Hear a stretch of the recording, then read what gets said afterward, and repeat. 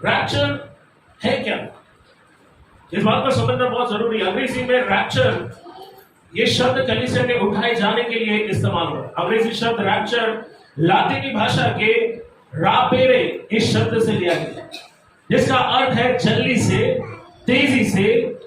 और यही लातीनी शब्द रापेरे आता है बाइबल की मूल यूनानी भाषा से, जिसे हरफाजो कहा गया। सभी लोग जोर से बोलो हरफाजो।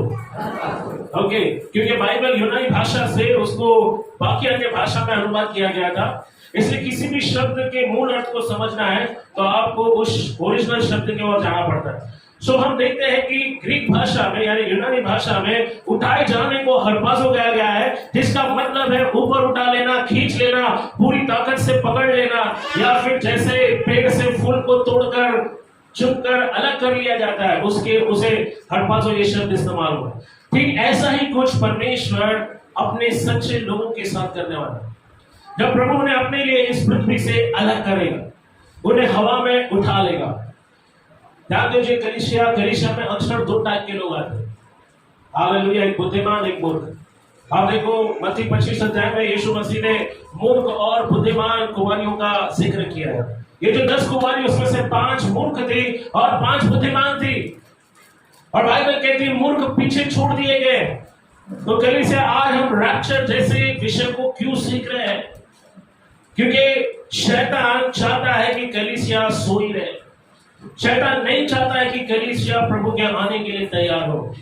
शैतान कलीसिया को पैसे, संसार की मोह माया में फंसा कर रखना चाहता है।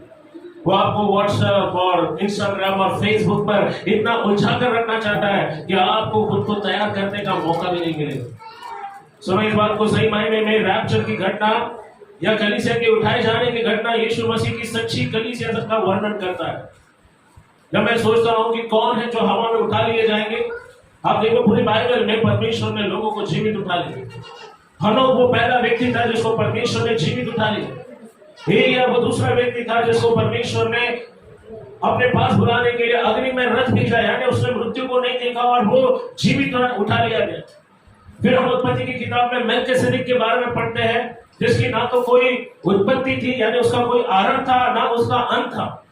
मेल्किसेदेक यीशु मसीह को दिखाता है। वो अचानक से कहां आया और कहां गायब हो गया, इसके बारे में बाइबल कोई जानकारी नहीं देती।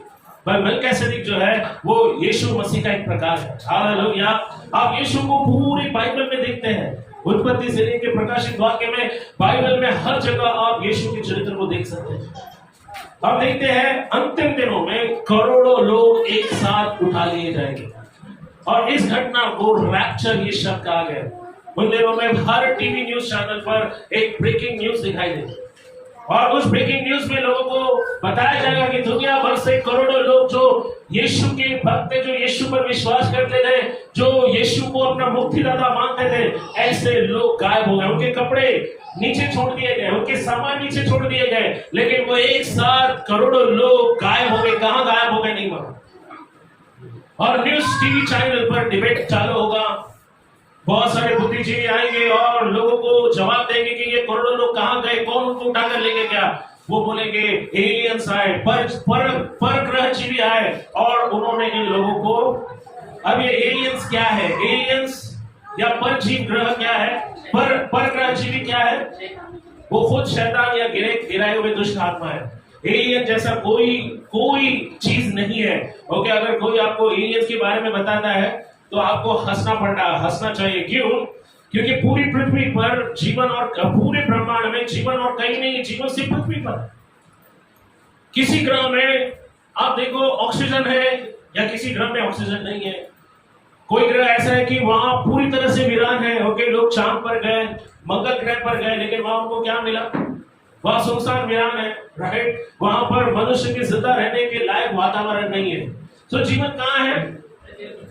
लेकिन जब ये बुद्धिजीवी आपको ये बोलेंगे कि एलियंस आए और एलियंस लोगों ने इनको उठाकर लेकर गए, तो ये सबसे बड़ा धोखा है, राइट? क्योंकि बाइबल बोलते हैं अंतिम दिन में बहुत सारे लोग धोखा खाएंगे।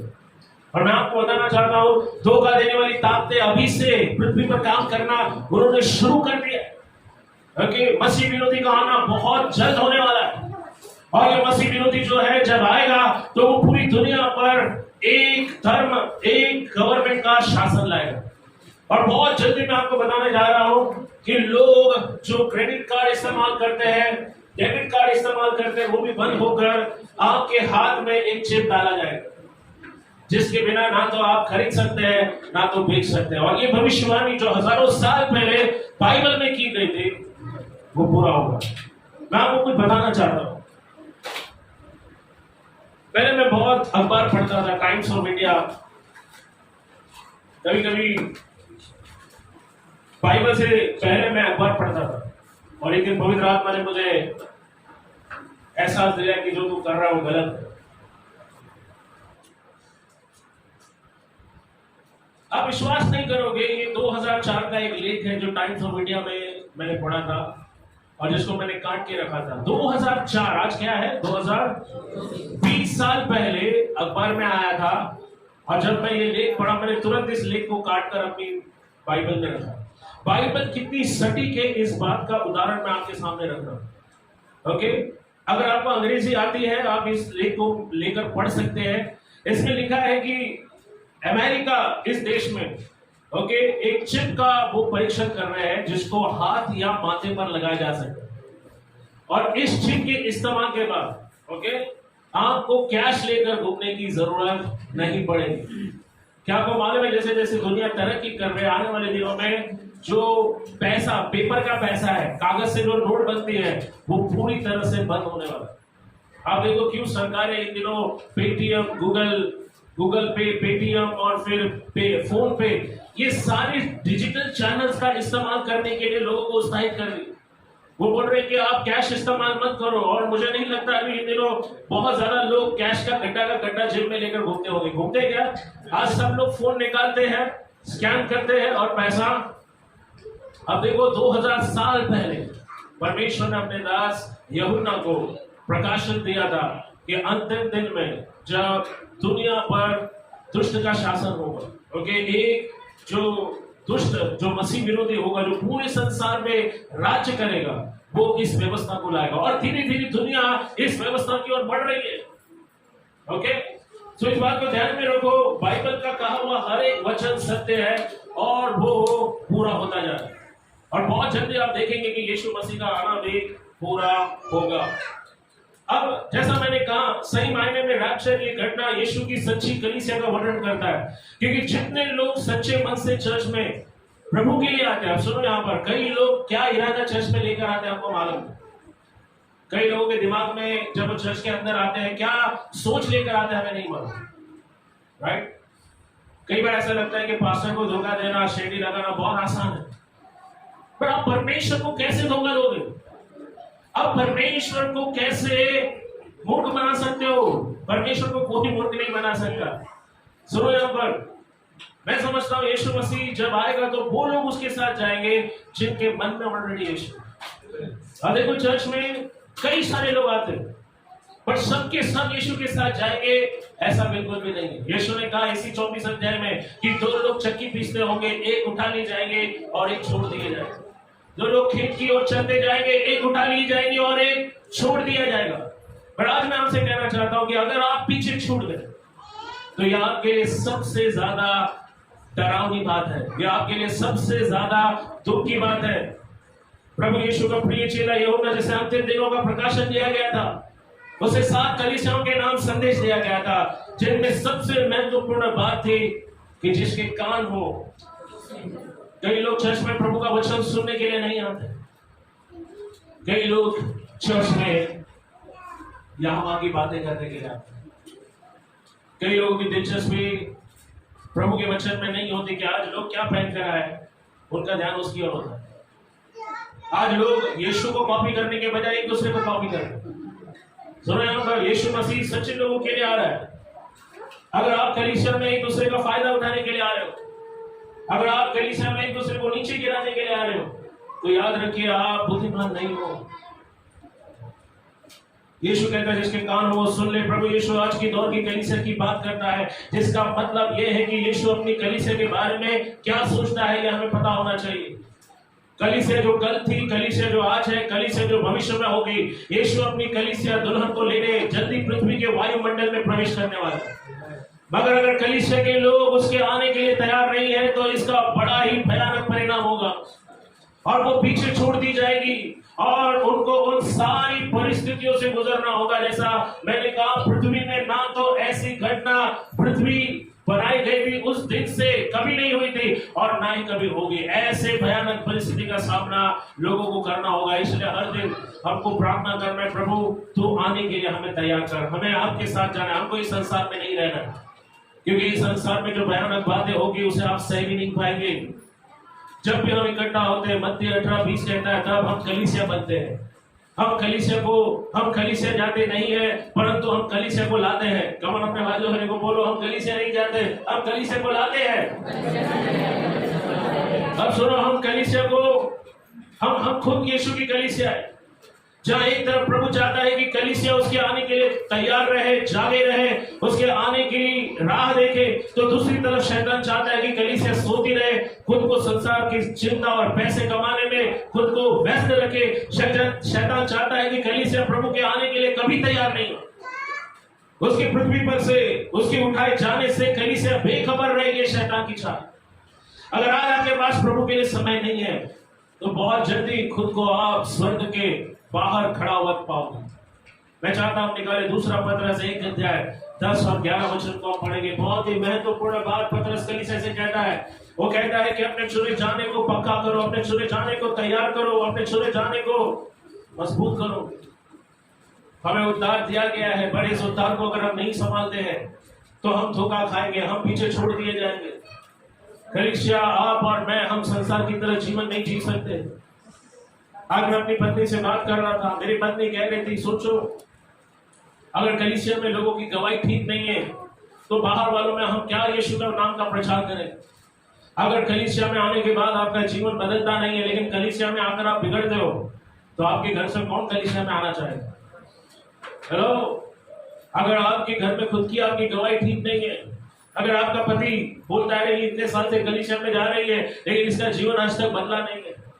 कलीसिया में जाकर लोग बदलते हैं, लोग सुधरते हैं, लोगों में परिवर्तन आता है। कलीसिया में जाकर लोग और पाप में नहीं गिरते। और सुनो, अगर कलीसिया आने का आपका इरादा सही नहीं है, अगर आप कलीसिया में गलत नजर, गलत दृष्टिकोण के साथ आते हो, गलत विचारों के साथ आते हो, अगर आप कलीसिया में पाप करने के इरादे से आते हो, तो आप उसकी कलीसिया का हिस्सा नहीं हो। सुनो, यहाँ पर पश्चाताप करो। यीशु ने कहा उसका आना बहुत निकट है। आज लोग दो प्रकार का जीवन जी रहे हैं। चर्च में उनका एक जीवन होता है, घर में कोई और प्रकार का जीवन होता है, ऑफिस में एक प्रकार का जीवन होता है, और प्रभु के घर में एक दिन संडे को आकर 2 गाना गाकर आप स्वर्ग जाने वाले नहीं हो। परमेश्वर का वचन कहता है मत्ती 7 में, जो मुझे हे प्रभु कहता है वो तो स्वर्ग में कदापि नहीं जाएगा, लेकिन वही जो मेरे पिता की इच्छा पर चलता हो। हालेलुया। आज आप क्या कर रहे हो आपके पति को मालूम नहीं, आप क्या कर रहे हो आपके माता पिता को मालूम नहीं, आज आपकी कलीसिया में क्या हो रहा है आपको मालूम नहीं। सुनो, एज अ पास्टर, एक पासवान होने के नाते हम लोगों के लिए प्रार्थना करते हैं, पर हम लोगों के जीवनों के लिए हम उनका निर्णय हम नहीं ले सकते। आपको अपना ध्यान, अपना मन परमेश्वर की ओर लगाना है। शैतान को आपको धोखा देने मत दो, क्योंकि एक बार अगर आप उसकी जाल में फंस गए तो आपकी आत्मा का नाश हो जाएगा। सोचो, इतने साल आप कलीसिया आ रहे हो, आप आराधना स्तुति कर रहे हो, आप प्रभु में विश्वास में पढ़ रहे हो, वचन को आप सुनते हो, आप अपना दशमांश देते हो, आप वो सब करते हो जो आपको सिखाया जाता है। पर स्वर्ग के दरवाजे पर पहुंचने के बाद अगर यीशु आपसे कहता है तुम कौन हो, मैं तुमको नहीं जानता, तो इससे बड़ा आनंद हमारे लिए और कुछ नहीं हो सकता। सोचो, 20 साल आपने नीचे पृथ्वी पर यीशु के लिए जीवन जिया, लेकिन जब यीशु के पास जाने के बाद वो आपको पहचानने से इनकार करता है, आप कौन है, मैं तुझे नहीं जानता, तब हमारा सारा खेल खत्म हो जाएगा। सुनो, यहाँ पर दूसरा पतरस कुछ कहता है हमसे। पतरस दूसरे अध्याय में कुछ कहता है, पढ़ो 1:10 और 11 वचन। आज विश्वासी लोग सब प्रकार का पाप करते, उनको लगता है यीशु मसीह माफ करेगा। आज वो कहते हैं कि यीशु मुझे समझता है, यीशु मुझे जानता है। प्रियो, यीशु ने ऑलरेडी आपको सारी बातें बाइबल में बता दी है। धोखे से बाहर आओ, धोखे का जीवन मत जियो। यस, इस कारण हे भाइयों, अपने बुलाए जाने और चुने लिए जाने के सिद्ध करने का भली भांति यत्न करो। देखो, यहाँ पर पतरस कहता है हे भाइयों, अपने चुने जाने सिद्ध करने का प्रयत्न करो। ओके, अब परमेश्वर ने सबको बुलाया है, सबको उसने मौका दिया है कि अपना जीवन बचा लो। ऐसा ऐसा होने वाला है, पर अगर आपके अंदर प्रभु का डर नहीं है तो आप प्रभु की बातों को हल्के में लोगे। आप चर्च के बाहर जाते ही सारी बातें ये कान से सुनकर आप इस कान से निकाल दोगे। ओके, पास्टर कितना भी प्रचार करे उसका कोई फर्क, उसका कोई असर आपके ऊपर नहीं पड़ेगा। पर सुनो, यहाँ पर अंत में नुकसान मेरा नहीं है, नुकसान आपका है। हालेलुया। नरक वास्तव में एक खतरनाक जगह है। ओके, अगर स्वर्ग है तो नरक भी है, और नरक का आग कभी बुझने वाला नहीं है। वो एक ऐसी भट्टी है, ओके, जो हमेशा जलती रहती है। वो एक ऐसी भयानक पीड़ा का स्थान है जहां पर परमेश्वर नहीं चाहता कि उसका कोई भी संतान जाए। इसलिए परमेश्वर बार बार वचनों के द्वारा चेतावनी देता है कि उठो, मन फिराओ, अपनी आंखें खोलो। तुम जीवन में क्या कर रहे हो, खोलो अपनी आंखें थोड़े देर के मजे के लिए। अगर आप अपने विश्वास को बेचते हो थोड़े देर के मजे के लिए, अगर आप प्रभु की वचनों को जो है अपने पैरों के नीचे कुचलते हो, तो इसका परिणाम बहुत ही भयानक हो सकता है। आज मुझे नहीं मालूम प्रभु का आत्मा किससे बात कर रहा है, पर अगर आप वो व्यक्ति हो जो बचाए जाना चाहते हो, स्वर्ग में जाना चाहते हो, तो आपको पृथ्वी पर रहते हुए अपने जीवन के लिए अच्छे चुनाव करने होंगे। बाइबल कहती है कि उसके राज्य में झूठे लोग जो है वो भी प्रवेश नहीं करेंगे। सो अगर झूठ बोलना आपकी आदत है, पश्चाताप करो, झूठ बोलना छोड़ दो। हजारों बार आपने वचन सुना होगा, लेकिन एक बार ऐसा समय आएगा जब आपको दूसरा मौका नहीं मिलेगा। जब दरवाजे बंद हो जाएंगे तब आपको जो मौका मिला है वो मौका पूरी तरह से खत्म हो जाएगा। एक बार चुने हुए लोग जिनको परमेश्वर चाहता है कि वो बचाए जाए, वो उठा लिए जाएंगे, तब फिर दूसरा मौका आपको नहीं मिलेगा। सुनिए, यहाँ पर पतरस कहता है, बाइबल कहती है अपने चुने जाने को, अपने बचाए जाने को पूरा यत्न करो, अपने बचाए जाने का पूरा यत्न करो, नहीं तो आज हम जो कुछ कर रहे हैं उसका कल कोई मतलब नहीं रहेगा। आपने सुना मैंने क्या कहा, कलीसिया आना, चर्च आना, ओके, प्रभु को दान दशमांश देना, राइट, प्रभु के लिए स्तुति के गीत गाना, उपवास करना, इन सारी चीजों का कोई मतलब नहीं रहेगा अगर आप खुद को स्वर्ग के बाहर देखते हो। ओके, प्रभु के सामने जाओ, धर्मी होने का नाटक बंद करो और प्रभु को बोलो, प्रभु ये मेरी कमजोरी, इसमें से मुझे बाहर निकाल। यहाँ मैं संघर्ष कर रहा हूँ, ये मेरा जीवन असली जीवन है। चर्च में तो मैं नकाब पहन कर जाता हूँ, लेकिन जब प्रभु के सामने जाते हो नकाब उतारो। और अगर आप नकाब नहीं उतारोगे, परमेश्वर खुद एक दिन वो नकाब उतार देगा, और कल आप सच में कौन है सबको मालूम पड़ जाएगा। सबको ही नहीं, लेकिन आपको खुद को भी मालूम पड़ेगा कि आप कहाँ गलत हो। बाइबल कहती है अपने आप को बदलो, परमेश्वर के रास्ते पर चलो। पहला थिस्सलुनीय 4:13-18 में हम उठाए जाने के बारे में पढ़ते हैं। यहाँ पौलुस कलीसिया के उठाए जाने के बारे में लिखता है। वो कहता है कि जो प्रभु में सो गए हैं, ओके, ये वो वचन है जो अक्सर पास्टर्स लोगों के अंतिम संस्कार में बोलते हैं। ओके, अंतिम संस्कार में शायद आप में से कई लोग नहीं गए हैं, खास करके कोई विश्वासी जब मरता है, पर मुझे बहुत बार मौका मिला, मैंने कई सारे अंतिम संस्कार खुद लोगों के किए हैं। राइट, दूसरे कलीसिया से लोग मुझे बुलाते हैं, पास्टर हमारे घर में मौत हो गया, आप आओ और अंतिम संस्कार करो, तो मुझे जाना पड़ता है। तो ये एक ऐसा वचन है जो अंतिम संस्कार के दिन बोला जाता है। हमारे यहाँ पर मृत्यु को अशुभ माना जाता है। लोग मृत्यु के बारे में बात करने से डरते हैं, कतराते हैं, बट याद रखो, मृत्यु एक अटल सत्य है। हर दिन सुबह जब आप उठते हो, अपने आप को याद दिलाओ कि आप मरण हार हो। ओके, एक दिन आपको मरना ही है। जब आप अपने आप को याद दिलाओगे तो आप अपने आप को घमंड करने से रोकोगे। आज मनुष्य बहुत सी बार घमंड करता है अपनी सुंदरता का, पैसों का, पढ़ाई लिखाई का, बुद्धि का, ज्ञान का, अपनी पोजीशन का, अपने घर का, कई सारी चीजें जिसका लोग घमंड करते हैं। पर जब हम अपने आप को याद दिलाएंगे कि हम एक दिन मरने वाले हैं और ये सब कुछ यहीं पर रह जाएगा, तब हम एक दूसरे से आदर और सम्मान से पेश आएंगे। आज कई लोग बाजू में बैठते हैं लेकिन हाय हेलो नहीं बोलते, प्रेज द लॉर्ड नहीं बोलते, लोगों को देखकर यहाँ से वहां फेर देते हैं। आज भी उनके अंदर बदले की भावना है, जलन है, ईर्ष्या है। क्या आपको लगता है ऐसे लोग उठाए जाएंगे कलीसिया के समय? जब यीशु आएगा कलीसिया को उठाने, क्या ये लोग उनके समूह में होंगे जो खुद को दीन और नम्र करने के लिए तैयार नहीं है, खुद को दूसरों को माफ करने के लिए तैयार नहीं है? सुने, यहाँ पर यीशु का रास्ता बहुत